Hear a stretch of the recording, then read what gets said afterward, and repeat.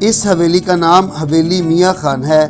یہ حویلی محمود غزنوی کے غلام احمد ایاز کے مقبرے کے بالکل سامنے واقع ہے۔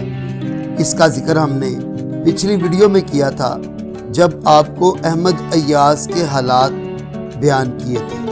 حویلی میاں خان کی تعمیر سعد اللہ خان نے شروع کرائی۔ نواب سعد اللہ خان شہاب الدین شاہ جہاں کے وزیر اعظم تھے۔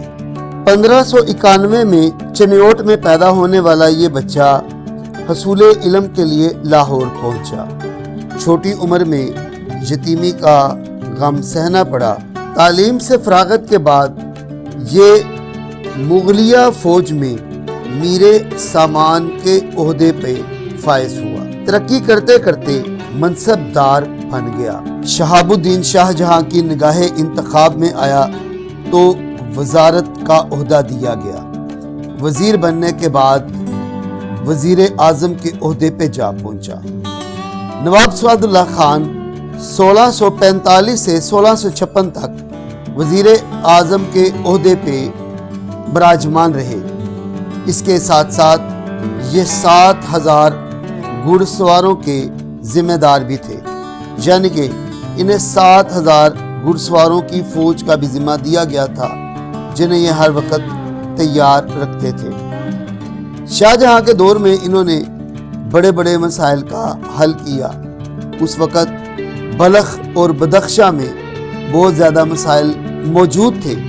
انتظامی لحاظ سے اور مالی لحاظ سے انہوں نے 22 دن کے اندر اندر ان تمام ایڈمنسٹریٹو اور ریونیو کے مسائل کو حل کیا اور واپس کابل آ گئے۔ اس کے بعد 1654 میں انہوں نے شاہ جہاں کے حکم پہ چتور کے قلعے کا گھیراؤ کیا جو کہ میواڑ میں واقع ہے۔ انہوں نے لاہور میں اپنے لیے ایک عالی شان حویلی تعمیر کرنے کا عزم کیا اور اس کی تعمیر کا کام شروع بھی ہو گیا، لیکن یہ اپنی زندگی میں اپنی حویلی کی تعمیر مکمل نہ کر سکے۔ ان کی وفات کے بعد ان کے بیٹے نواب میاں خان نے اس حویلی کی تعمیر مرمت کرائی۔ اسی وجہ سے یہ حویلی میاں خان کہلاتی ہے۔ کنہیا لال اپنی کتاب تاریخ لاہور میں درج کرتے ہیں کہ یہ حویلی بہت سارے حصوں پہ مشتمل تھی۔ اس کا ایک حصہ کلئی خانہ تھا جہاں اب پورا محلہ آباد ہو چکا ہے۔ اس کے علاوہ ایک سرائے محل تھا جہاں بعد میں مزدوروں کی رہائشیں بن گئیں، اور اس کے بعد آج یہاں ایک محلہ آباد ہے۔ سرائے محل اصل میں زنانہ حویلی تھی، اس کے ساتھ باغیچے تھے۔ اس وسیع و عریض حویلی کا صرف ایک حصہ ہی آج باقی ہے جو رنگ محل کے نام سے جانا جاتا ہے، یعنی کہ کلرفل پیلس۔ رنگ محل اصل میں مردانہ حصہ تھا۔ یہ عظیم الشان حویلی جو اتنے وسیع رقبوں پہ، بڑے بڑے باغیچوں پہ اور جس پہ کئی کنویں تھے، جس کے اندر کبھی تالاب موجود تھے، آج کہاں گئی؟ یہ بتاتے چلیں کہ نواب میاں خان لاولد تھے۔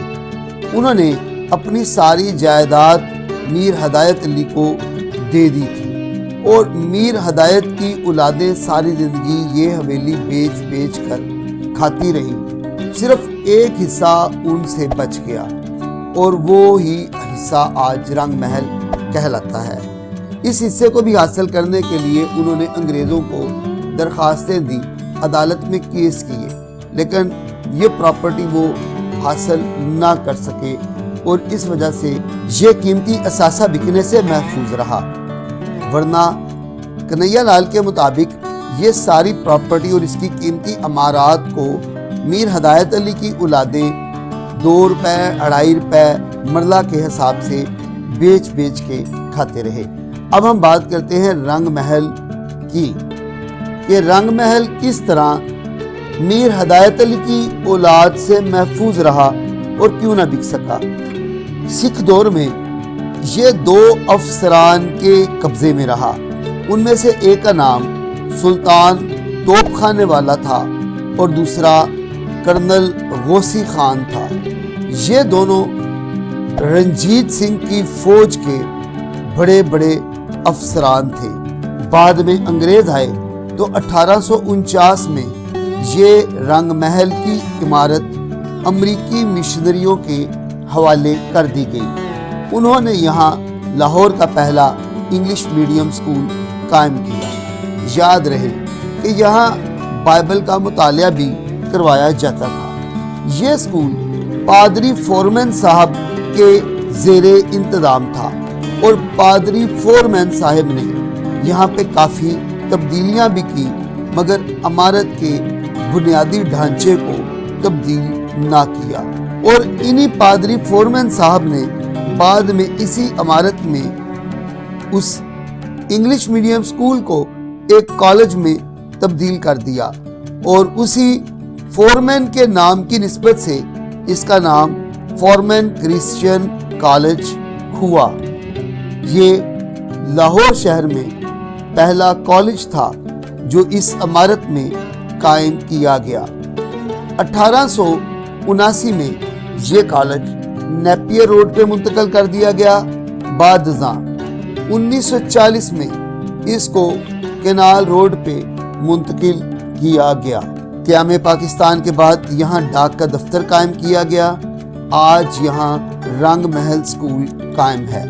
आप देख सकते हैं कि बाहर पठान लोगों का एक छोटा सा होटल भी है और साथ ही साथ दाएं तरफ हमें डाक का दफ्तर भी नजर आता है। और ये रंग महल स्कूल आज भी तालीम का सिलसिला आगे बढ़ा रहा है। इमारत को अगर गौर से देखा जाए तो अभी भी इसमें माजी की शानदार झलकियां दिखाई देते हैं।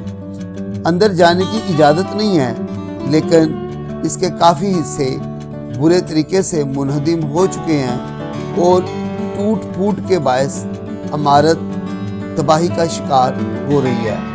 अगर ऐसे ही गफलत बरती गई तो ये कीमती असासा आने वाले कुछ सालों में अपना वजूद खो देगा।